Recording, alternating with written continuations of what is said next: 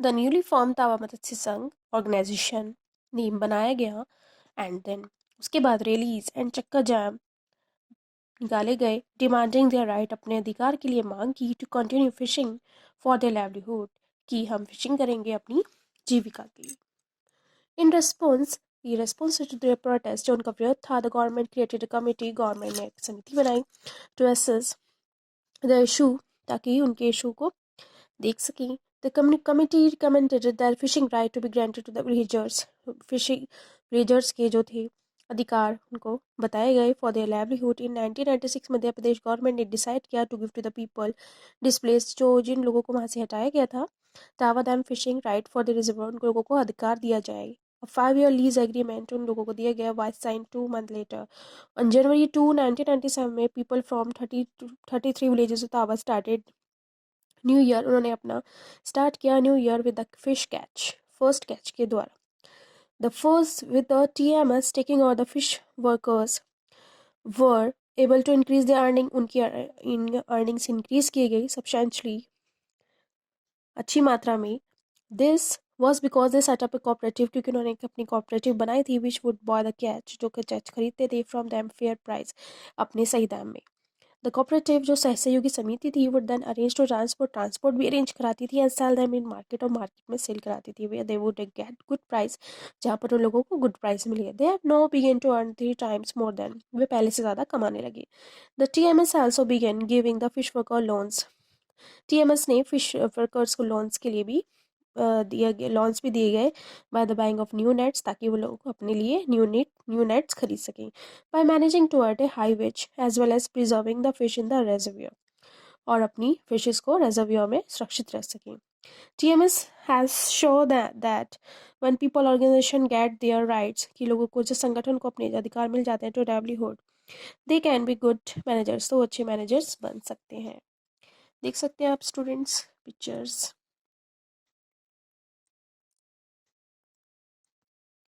The Indian constitution as a living document, जो हमारा भारतीय संविधान एक लिविंग डॉक्यूमेंट है, foundation of all movement for justice and inspiration for all the poetry songs on equality, ये एक रिकॉग्निशन है, लोगों की पहचान है, that all people are equal, कि सभी लोग समान है। As you know the Indian constitution recognise, जैसे कि हमारे संविधान ने पहचान कराया, द इक्वालिटी, समानता, लोगों की, ऑल ऑफ सन, सभी लोगों की, मूवमेंट स्ट्रगल जो किए गए for equality in India, continuously refer to the Indian constitution to make the point about equality, जो हमेशा संविधान की तरफ पॉइंट करता है कि संविधान ही इक्वालिटी के बारे में बताते हैं, संविधान में जस्टिस के बारे में है, न्याय के बारे में, फॉर ऑल, सभी के लिए। फिश वर्कर्स इन द मत्स्य संघ होप, जो फिश वर्कर्स हैं तावा मत्स्य संघ में, उनको आशा थी संविधान से ही प्रोविज़न, जो संविधान के प्रोविज़न प्रावधान है, विल बिकम ए रियलिटी, जो बनकर आएंगे एक reality through the participation in the movement.